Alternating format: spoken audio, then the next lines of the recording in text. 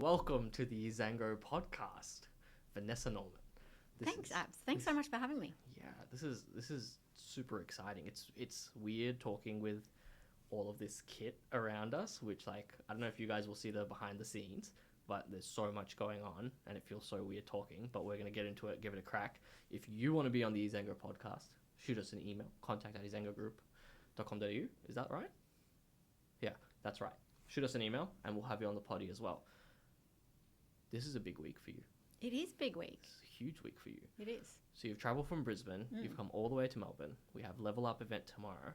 Run me through what that process has been like of setting up this massive thing with all these different speakers and schedules and timings and slideshows and music and fireworks. Just run me through how that process has been.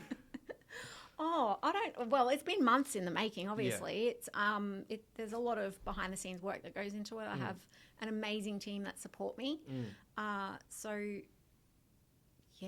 It's finding experts in different areas that can bring their wealth of knowledge and share. It is selling tickets, it's creating landing pages to sell tickets, it's running ads, it's all of those things. Then bringing slides together from five different speakers. I haven't sent mine yet, I'm so sorry. No, I'll send mine soon. The deadline has been and gone, Abs. Well, I guess I have to do an unprepped speech, so that'll be fine. So you scaled your NDIS business, which I think is really special. Being a business coach in the NDIS with genuine experience of making a lot of money in this industry, from nothing to multi-million dollars in around 18 months, whilst raising 4 kids. Just run me through that. Take me back to the start. So you started this business. How do you expand so rapidly within an industry that has so many technicalities and is so deep and difficult to understand for a newcomer coming in?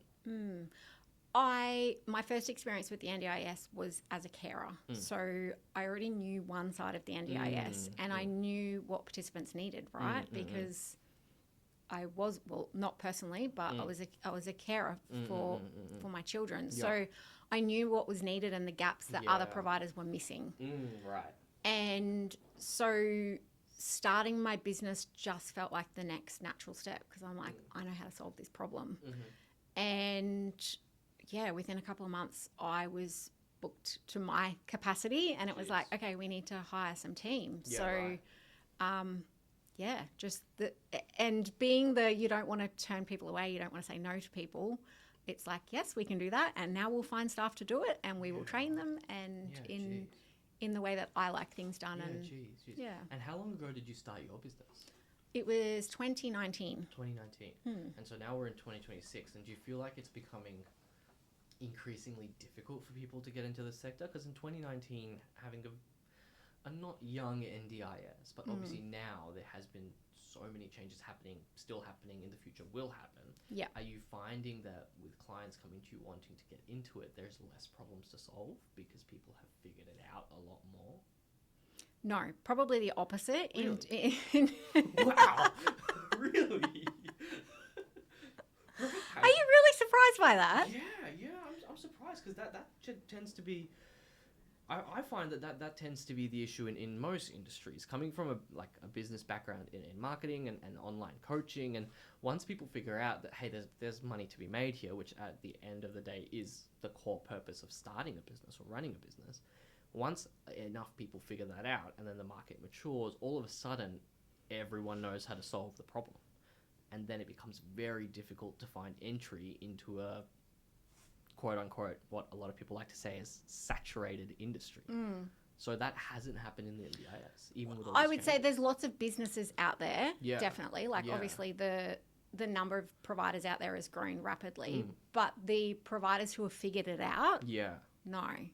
And reason being, most providers actually start, like me, because they want to provide care. Yeah. So they come into it, they know how to care for people. They actually don't have the business and the marketing background, so they don't figure it out. Right. Yeah. So yes, but no, I guess, in answer to your question. Yeah. And I guess like that whole aspect of people at the end of the day not being driven by revenue, that changes the way that this whole industry is almost being run. So then, to be a successful business within the NDIS, at the end of the day, whether people like talking about it or not, you do need to be profitable. Yes. And a lot of businesses I've seen personally, people that I know, have shut down because they just don't have the capital for it. Yeah. So like where are people making mistakes in their businesses where these other larger companies with potentially more marketing or business background where they haven't figured it out? What's the gap between someone with 5 support workers and someone with 100 or 200 support workers? It's the trial and error. Right. It's the trying to figure it out. It's the like that all costs time, money, energy. Right. And if you run out of that money, that it's game over, right? So I swore. I didn't hear it. That's okay. Yeah. Time and money and energy. I've totally lost my train of thought now. Time, money and energy. What's the difference between five user provider or a 100, 200 staff provider? Yeah, well, it would be that business background knowledge and knowing. Right. Like if you are a sole business owner, with 5 staff, compared to the bigger businesses, depending where they started, whether they were ones that, went and acquired other businesses that already had processes and systems and things like that set up. They'd already done trial and error. Whereas if you are this sole business owner making all those decisions and you have no marketing experience, you have no finance experience, it's all trial and error. Right, and at some point, there comes a time where throwing money at the problem is not helping. Yeah, of course. So it's getting all of those foundations in place and having a business that actually, or having people in the business, or having the support to guide you in what actually works in this space. Because that's another thing. People try to apply generic business advice or general any other industry. For example, marketing for a plumber. Can you do the same sort of marketing in the NDIS? No, it doesn't work. Okay. Yes. And as a business owner, people who don't have that marketing background, they go down the road of traditional marketing, like they're trying to hire a plumber. Right. And that's when they get stuck. Yeah. They're throwing money at things that actually aren't working. And so like, you can obviously only throw that money at the wall for so long. I guess like as an expert in the area, what would you say are the most important things for people to figure out the absolute soonest so that they don't need to just smash past against the wall, see what sticks? Yeah. Well, definitely having systems in place. And systems in everything, like in terms of having systems that can help you manage your compliance, having a system for your marketing, having a system for what does your staff onboarding and training process look like, what does your, knowing what your customer journey looks like for a participant, that's a system. And I guess people can sometimes go, I'm only a small business, I don't need that software, I don't need that tech yet. But they also don't look at how much time they're wasting doing things manually. Then just bite the bullet and spend a little bit of money each month. That's actually going to save you so much more time. 100%. Yeah. And so I think systems is probably number one. It's massive. Yeah, it's absolutely massive. I know and that's not just because eZaango's sitting opposite me. That's my genuine belief. eZaango is pretty awesome. And I think always for me, having an expert, having someone to guide me through these processes and through these systems, because I've personally had business coaches and life coaches in the past, and that for me is pure gold. And there has to be some, and I refuse to believe that there isn't, but there has to be some competitive edge that someone who is familiar with the NDIS as a carer, such as yourself, has over someone who's acquiring a business. And I guess that missing portion is why we do what we do, right? It's why we're on social media. It's because recording these, it's not fun. And editing is even less fun. like there's so much effort that goes into this whole like and it's uncomfortable, right? Yeah. Like we're not doing this because we want to be or we love to be in front of the camera. Yeah, exactly. It's actually uncomfortable, but we want to help people. Yeah, I know.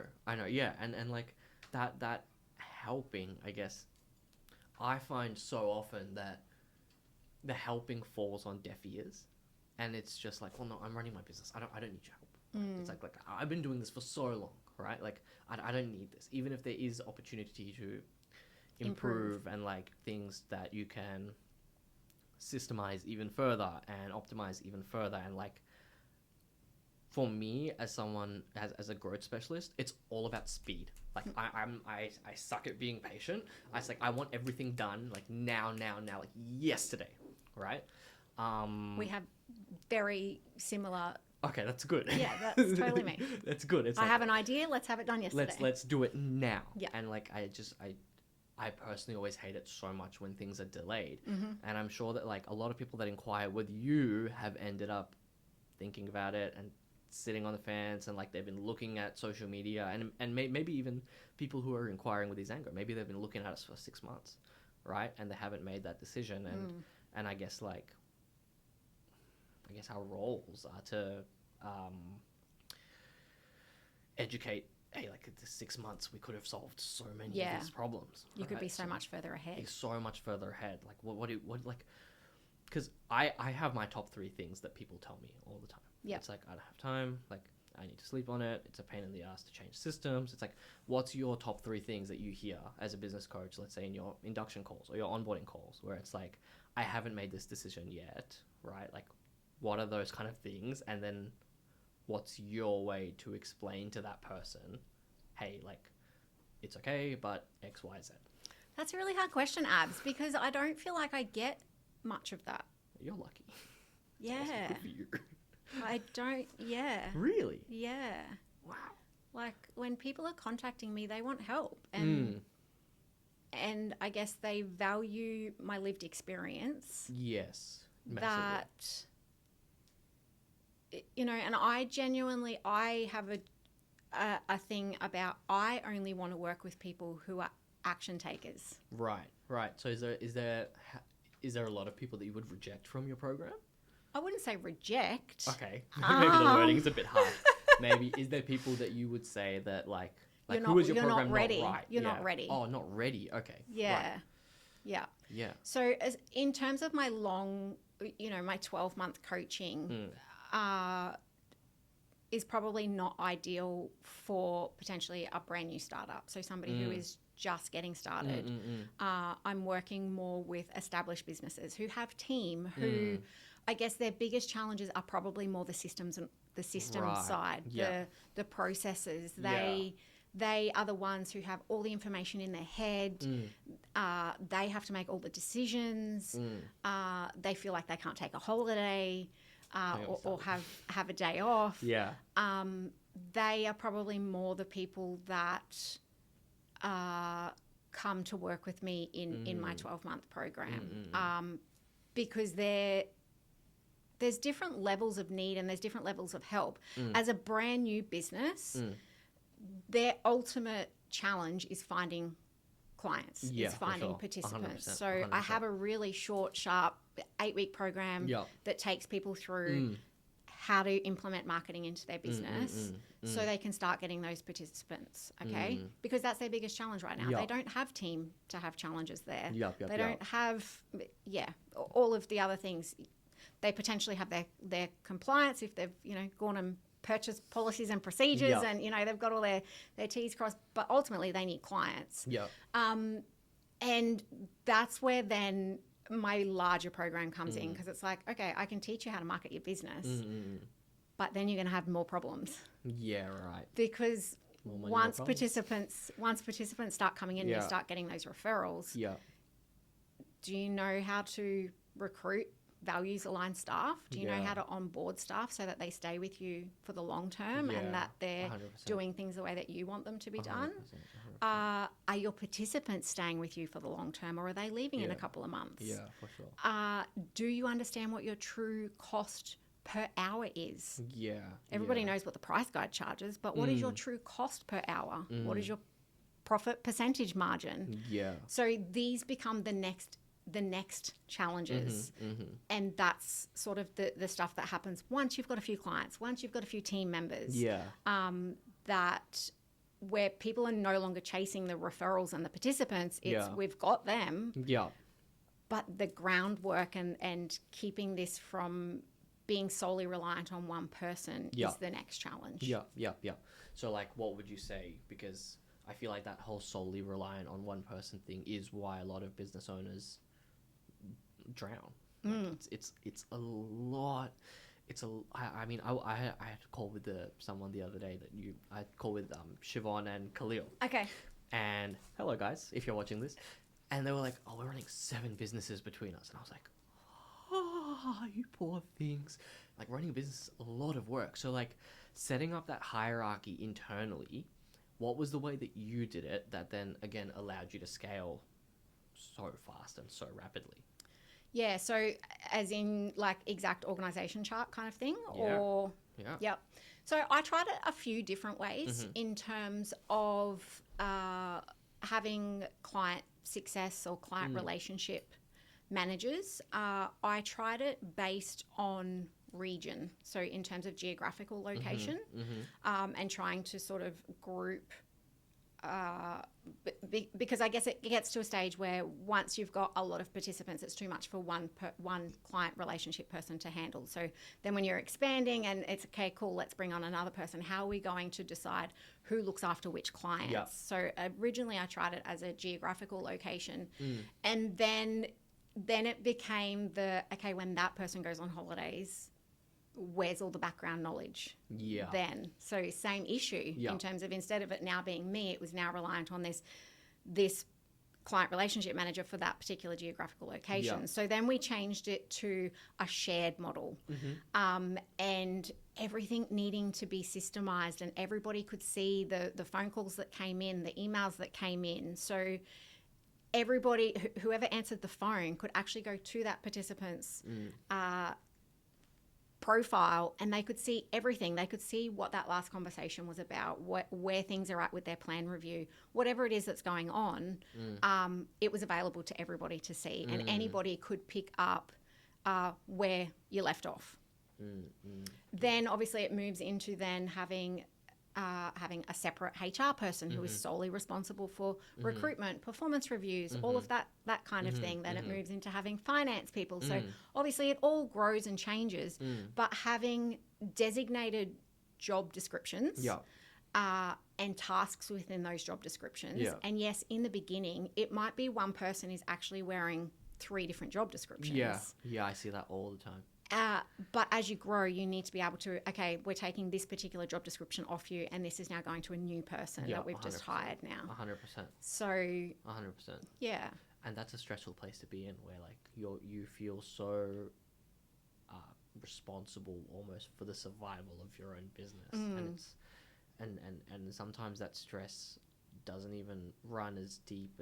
It runs as deep as the clients and the participants and the staff, and then you kind of think of like, I got to put food on my table too, right? And I feel like a lot of specifically NDIS businesses don't think of that, and everyone is freaking out now about, okay, I'm struggling already, and now they've cut 160,000 participants from the program. As someone who's been in those kind of trenches and areas, like, what does that actually mean for a provider's books over the next 12 months where there's so many changes happening? Yeah. So I think that it's going to mean a lot of the cowboys are going to disappear. Yeah. So when you say cowboys, what do you mean by cowboys? I mean the people who are doing the wrong thing. Yeah.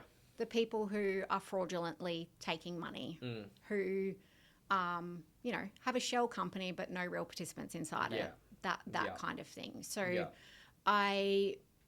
yes, there's going to be a reduction in, and I sort of look at it in terms of, okay, so they're moving low to medium needs participants potentially off the NDIS and back into sort of state-based funding. So they're essentially moving the budget. They're moving the money from the NDIS, putting it back on the states. Yeah. So how do you diversify in that? There's other services or looking at the services that you provide, who else could you be caring for? Yeah. Where you just get paid a little bit differently. Yeah. Yeah. So 100%. it can still be, okay, we're providing personal care, we're providing it to NDIS participants. Can we be providing that to aged care participants? Yeah. Can we be providing that to Department of Veteran Affairs participants? Yeah. Yeah. Can we be looking at our eligibility around the state-based funding? So opening yourself up to just it's essentially just different ways of getting paid, but you're providing the same service. Yeah, right. And do you think because there's obviously quite the stigma in the public from people who are not familiar with the NDIS about what these businesses do, and do you think with all these cowboys, right, being exposed, let's say, right, exposed and shut down, I think that the stigma around the NDIS will get much worse and then get much better. Yeah. Because obviously with these things happening, it also becomes more public. Internally within the industry, almost everyone knows that, hey, there's these providers out there that are doing XYZ and they're doing the wrong thing. And there's sometimes not a lot that we can do internally about that. But I would see it as almost not fair, because now the NDIS is changing so much. There's going to be so much more publicity towards all of these things. There already is, though. True. And the media loves a good negative story. Of course. And I feel like people have asked me as well. It's I've had a provider tell me that he's scared to tell people that he works in the NDIS. Yeah. And he doesn't want to tell his family and his friends and his extended friends. And how would you? Because we're all very proud of the work that we do. Right. And you should be. As a business owner, you should be proud of the work that you do. When it comes to telling people about that, what kind of direction do you take where it's okay, I'm meeting this new person. They've asked me what I do for work, right? Will I have to defend myself? What's going to happen here? Because I want people to be able to openly say, proudly, that they work in the NDIS and they're doing the right thing and they're doing a good thing. And it should be at the level of respect of nurses and doctors and hospitals, because that is the type of care we're providing. Where do you think the NDIS has gone wrong in the past by allowing these stigmas to even get out? Because at the end of the day, it is just taking care of people who need to be taken care of. Oh, look, I have a whole thing about this. I got time. So my thoughts are play your own game and just ignore the media. Who cares? Block it out. Why focus on the negative? So just keep doing the right thing. If you're doing the right thing, you've got nothing to worry about. Yes. Equally, I am a very big believer in there's actually 3 different areas within the NDIS that need to be audited or looked upon further, and will be, with the changes that are proposed to be coming in with, their fraud task force and, they've aligned with 13 different government agencies to be catching people out. And so one of those being Australian Federal Police. So the first one is providers. Okay, so that's the one everybody's banging on about. Then we've now had NDIS staff members who have been caught doing the wrong thing. $5 million of fraudulent transactions. Okay, then there's participants. As a former provider myself, there are equally participants doing the wrong thing. Okay, so there's so many different angles to look at where the fraud is happening. And as long as all 3 of those areas are being looked at and worked on, then awesome. And just forget, just ignore the naysayers. I'm just stay in your own lane, put your blinkers on, worry about yourself. As long as you're doing the right thing. I totally get that. Just don't let it bring you down, because it's all about your mindset. And if we're filling our heads and we're reading all these negative things about the NDIS, we're not going to be in a great space about it.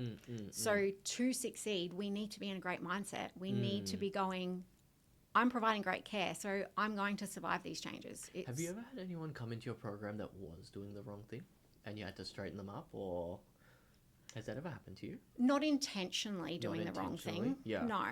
Okay. So it's more like, oh, I didn't know. Yeah. Right? Yeah. So like, what would you say is the best way to avoid that whole I didn't know? Because it's kind of like with puppies, all right? It's like, yeah, they're going to chew on your table chairs. Yeah. But they don't know they should be chewing on their table chairs. Yeah. So how do we crate train, right, our NDIS providers, the new ones, and set them up for success in a way that they cannot make mistakes even if they tried? Yeah. Come and see me. Get support. Like, yeah.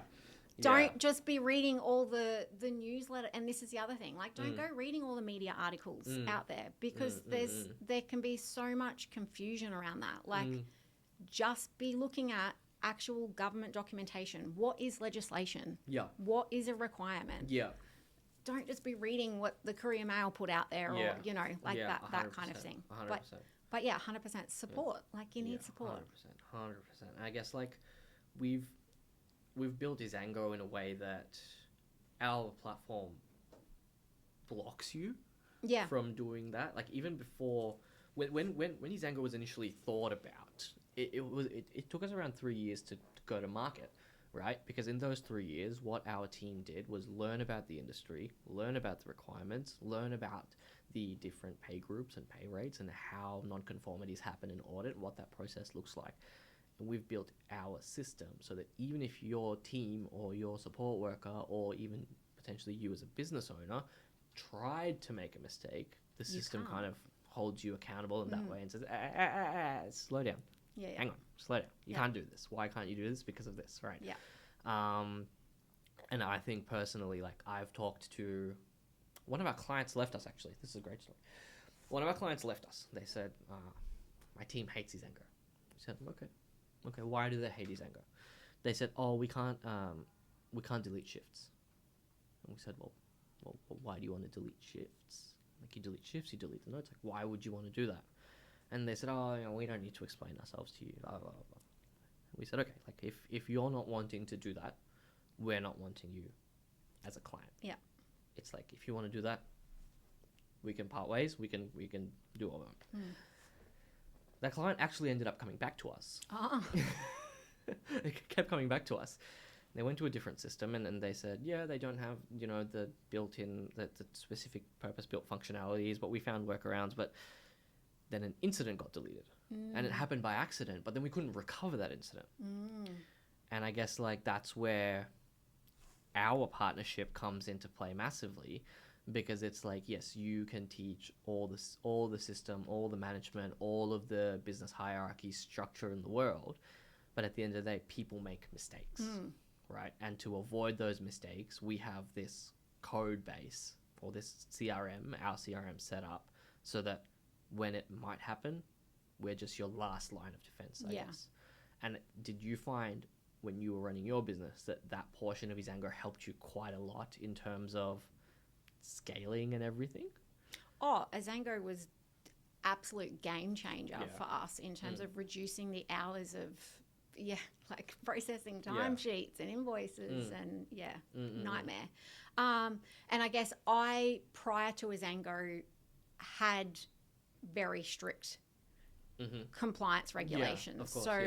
It wasn't an issue for us then coming over to eZaango. Yes, it was great there as a safety check, especially when you're moving from, okay, it's me, for example, who is processing a timesheet, or me who's creating a roster, to now this large growing team. And me as the director who soon to come is financially, criminally accountable for this business, can sleep at night knowing that this system actually won't let people do the wrong thing in it. Yeah, exactly. And it takes away that, like, I see in a lot of CEOs and a lot of COOs, I see this kind of like micromanagement of their business, where like they're stressing out and they're losing sleep at night because they can't let go and trust that things will be okay. Just like know that things will be okay. So like, yes, I think having a system in place that blocks things from being done the wrong way is a game changer for heaps of businesses. It's such security as a business owner. Yeah, massive. Especially like with all of these new reforms coming in. Every time I have an NDIS conversation, it's like this big elephant in the room It's like, oh my God, July 1st, July 1st. And Canberra says the scheme is growing too fast, right? It's growing too fast. Do you think that the 2026 reforms are a genuine fix for these sustainabilities, or are kind of providers and participants wearing the cost of the budget problem in terms of the government? I feel like the NDIS, since its rollout, in terms of what was in place before the NDIS, we've taken 10 steps forward. And I feel in terms particularly around the budget cuts and removing the fraud from it all, you know, both on all three fronts, I feel we're taking 5 steps back in terms of what that means for participants. Yeah. So do you think like the media has influenced that change in a way where it's like there's all of this fraud that's been exposed previously, and now, you know, people who really do deserve that, the NDIS and the care that they need, now they're suffering because other people have done the wrong thing, I guess? Or is it just like a natural course of this is a government funded thing, they're just I think it's, money? I mean, I don't think the government is going to be influenced by the media. Fair enough. So I feel... Conspiracy theorists. Do your thing. So I feel like it's a budget thing. It's essentially down to dollars. Yeah. And sometimes that's just the way it is. That's just the way it is. Yeah. And again, like, I guess we've had specifically many of our clients running SIL businesses, especially. And there's so much going on with the upcoming SIL changes. Like, would you be able to touch on what you feel like needs to happen for SIL businesses to continue running effectively, efficiently, and then from a systems point of view, what needs to change on their back end for them to actually sleep at night without being worried out of their brains about their business? I think the upcoming changes, if you are somebody who was struggling to sleep at night and worried about your business, the upcoming changes are good. Yeah. Like, they're actually going to make you a stronger, make you create a stronger business. Yes, you need to have systems in place to help you manage that. Again, I feel the SIL compulsory registration is something that should have been there in the first place. Along with many others that are yet to come. So, yes, there's a lot of SIL providers out there who are now having to bite that bullet and go down registration, and what does that look like? But I think it's great. It's needed. It should have just tighten everything up. Tighten everything up. And like, what do you think is the most dangerous assumption that you're seeing providers make about where they actually sit about getting registered right now? Let's just wait and see. Right. And I don't mean that in terms of SIL specifically, but just, let's just wait and see. Like, it's coming. No matter what service you provide, it's coming. It's just a matter of time. Yeah. And would you say registration becomes a lot easier if everything on the back end of things lives in one place? Oh, 100%. Yeah. Because I'm actually a little bit unsure about what this whole registration process is, and I'm really excited for this series of podcasts because I get to learn so much that I can then pass on to my clients as well, because there is always just new things to learn about this industry. And you guys can't see him on camera, but Saranga's come off screen here, and like, how difficult is the NDIS to navigate? Well, I've been here 4 months and I can barely wrap my head around it, all the changes that constantly happen. You learn one thing and it changes the next day. Yeah, and then it's completely changed. So, like, what does the registration process even look like now? Like, the NDIS industry itself is one of the most complex industries out there. Yeah. And it's from multiple areas, and so it should be. Like, it's care, it's people's lives. It's not supposed to be easy. 100%. So, you know, you've obviously got staffing and SHADS awards, you've got participants and code of conducts, and, you know, depending on their needs, then, you know, I as well would love to see minimum requirements in certifications, like in terms of a support worker actually has to have a minimum Cert 3, for example.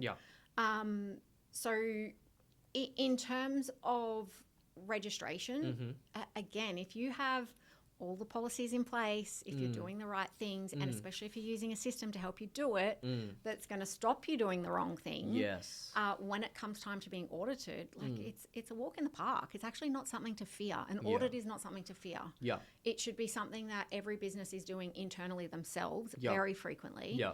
And in terms of registration, again, like I just feel registration again is a walk in the park. Like it's providing documents, it's showing how your business works, and if you're doing the right thing, it's not hard. I guess it always just keeps coming back to that, right? It's like when you see a provider being scared of audit, do you then immediately kind of think like, okay, where is something going wrong that you might be unsure of even? No, because again, I've been that provider who does worry and go, audit's coming up. Like, is there something that I've missed? Right? Yeah. Like, and it's what I don't know, like the unintentional things that I haven't been doing. So and it's that the self-doubt, like it's, you can do all the internal audits you like, but there'll always be that self-doubt that goes, have we covered everything? So of course it's natural to worry about audits. And it's kind of like the reason that we are partnering up with a company named Flourish QMS. So they have a internal audit system that essentially it integrates into eZaango seamlessly, and we're able to conduct full internal audits with the click of a button almost at a glance, and then you can get granular with it. There's knowledge testing involved and all of your policies and documents and everything. It lives in there, and that's coming out really, really soon. We're super excited for it, and we're just trying to add, I guess, as many pieces of a puzzle together as possible and really make sure that everything is in one spot for our clients. Because as soon as the tabs on your computer start to add up, I feel like that just overflows. Like, I know for a fact at this stage on my laptop in front of me, I have a Google tab open here that has at least 43 tabs open. Wow. And it always starts with one. And what I always say to the clients I talk to is like, hey, I want 2 tabs open for you. I want eZaango and I want your accounting system. Because the only thing that we don't do is send out money, right? And especially for people with extremely customized portals like how yours was, it can very often just be those 2 tabs open. We're just trying to add another internal auditing thing. So you are 100% compliant if you're using eZaango. I can almost guarantee it. I can guarantee it. Let's talk about tomorrow. Tomorrow's terrifying. I always get scared before you. Really? Oh, I'm terrified of talking on stage. Like I do all right because I amp myself up, but like going into these big events with 70 or 80, 90, 100 plus people there on stage, you took up there the most. You're up there for around 3 or 4 hours even sometimes. What does your preparation look like for that? Because we've been chatting for like half an hour now, right? And my mouth's getting dry. And you talk up there for like 3 hours. How did you, when was the first time you did it? How did you get over the inevitable like nerves and sweats? You get up there and you see all those people, you're like, ooh, everyone's listening to me now. This is strange. What does your preparation look like for a day that big? Making sure I take a sleeping tablet the night before.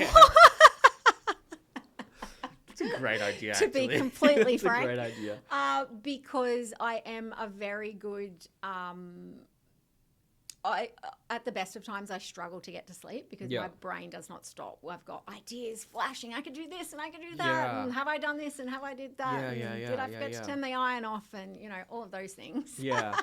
So, yes, sleeping tablet to make sure I actually get to sleep. Getting up early, obviously. Start my day with a coffee. And I say a lot. I'm really, Can we edit those out? This is going up as a full clip. No. we can edit them out. we can edit them out. I don't think we can. Sorry, says no. We will expose. I'm going to make a blooper reel with only your arms. Only my arms. With a little counter. Yeah, cool. Yeah. So, where was I at? Getting ready for my day. Look, it starts early in terms of getting.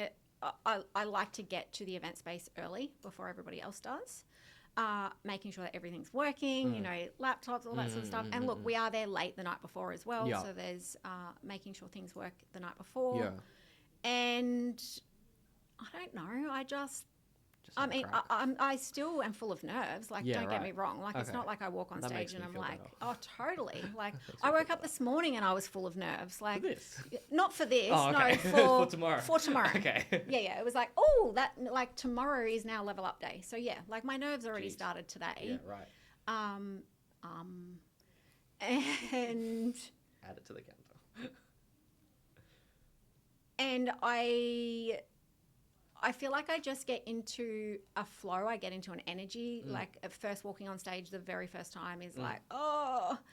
And once I start getting into it, I can sort of let go. And especially like, come on guys, give me some engagement. Like, I am not a sit and talk at you kind of person. I want you guys to, I ask lots of questions. I want engagement. I want to hear from my audience. So and what do you think like the most valuable thing is for providers? Because I guess the benefits to Level Up are twofold. You get this massive panel of experts in the field in their particular fields. And then you also get to sit with 80 other people who are in the exact same shoes as you are. What do you think like the benefits are if you were a provider and you were going to one of these events? What would you be looking to do in order to maximize your time, your 8-9 hours when you're there? Meet as many people as you can. Yeah, right. And get uncomfortable. I feel as business owners, it's our job to get uncomfortable. Yes. So it's putting ourselves in situations that push us out of our comfort zones. Yeah. And that can be going to an event. It can be putting your hand up and answering a question at an event. Yeah, I know.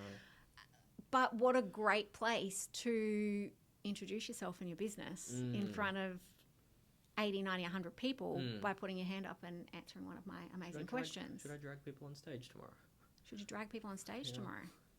Oh, you can do crack. whatever you like. Give it a go. I can try. Yeah, because we've had obviously 2 in the past, and you meet so many amazing people there. Like shout out to the people that have been speaking at Vanessa's event. Loz, I still don't know how you do it. So much energy in that room. Yes. And it's so awesome. Yeah. And at the first one, I really was nervous. And you picked maybe the hottest room and city in Australia to do it, and it was in the Gold Coast. And I was boiling in that room. Were you? Yes. Are you sure it wasn't just your nerves? I think it was a combination of both. Yeah. It was a combination of both. I don't know how good the aircon was. You were getting the nerve sweats. Maybe. But I think we've covered just about everything that I had on my sheet. Are we happy to wrap up there? I think that was like 35 minutes. Yep. How long have we been filming for, Sean? We've been going for 45 minutes. That's all right. Did we miss anything? This will edit out. Did you want to? You've totally got to edit out my arms. I'm gonna make a counter of your arms. Yeah, you can do that. You can do that. Yeah, cinema sins. Okay, so you can do like a bloopers one, but then you'll do like a real one where you edit out the arms. We'll do a okay. right count for him because he says right a lot. Okay, cool. I love that. Thank you. Yeah. Let's wrap it up. Well, thank you so much for coming on. We appreciate it. I do think we'll probably end up having another one in the future when all these reforms and changes do take place, and we want to educate and we want to. I think knowledge is truly power in an industry so complex. So the more we can put out, the better for us, the better for you, the better for me, the better for people at eZaango, and the better for all the providers that watch this. If you have watched this, thank you. Tune in. There will be more. But yeah, thank you so much for coming on. I hope you had a good time. Thank you so much for inviting me. It's been great to check out your office, and yeah, it's nice, right? It's been like this this online virtual relationship for like years and years, and now it's. I mean, we've met in person numerous times, but I mean, you know, it's not our fault. I've visited the home now. Yes, this is where everything happens. Lovely. Well, we'll see you next time. Thanks for tuning in. Bye bye.